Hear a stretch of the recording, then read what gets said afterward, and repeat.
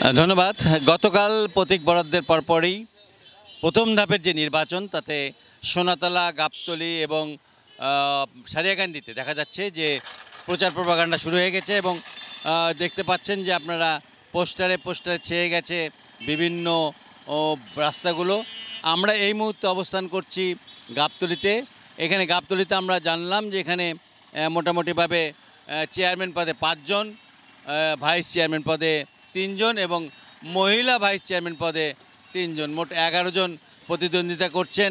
এবং আমরা যতটুকু বুঝতে পেরেছি যে রাত্রের মধ্যেই কিন্তু পোস্টারগুলো লাগানো হয়ে গেছে এবং এখন চলছে মোটামুটিভাবে বিভিন্ন জায়গায় আলোচনা সমালোচনা প্রার্থীদেরকে নিয়ে, যে প্রার্থীরা আসলে কেমন প্রার্থী এ নিয়ে কিন্তু কথাবার্তা চলছে। তবে আমরা এখানে এসে যা জানলাম, এখানে বেশ কয়েকজন নতুন মুখ আছে, নতুন মুখদের নিয়েও কিন্তু বেশ আলোচনা সমালোচনা হচ্ছে।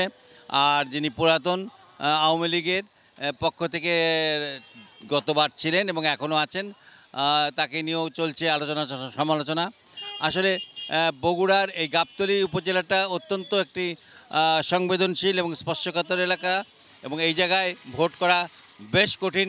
আমরা যতটুকু জেনেছি যে এখানে যে ভোট হচ্ছে সেই ভোটে যারা প্রতিদ্বন্দ্বিতা করছেন তারা কিন্তু এবার মোটামুটিভাবে খুব হাড্ডাহাড্ডি লড়াইয়ের মাঝখান দিয়েই আপনার জিততে হবে তাদেরকে। কারণ আমরা যতটুকু জেনেছি দ্বিমুখী লড়াই হবে, অর্থাৎ যে চেয়ারম্যান পদে দ্বিমুখী লড়াই হবে এবং আর অন্যান্য পদগুলোতে আমরা এখন পর্যন্ত তেমন কিছু জানতে পারিনি।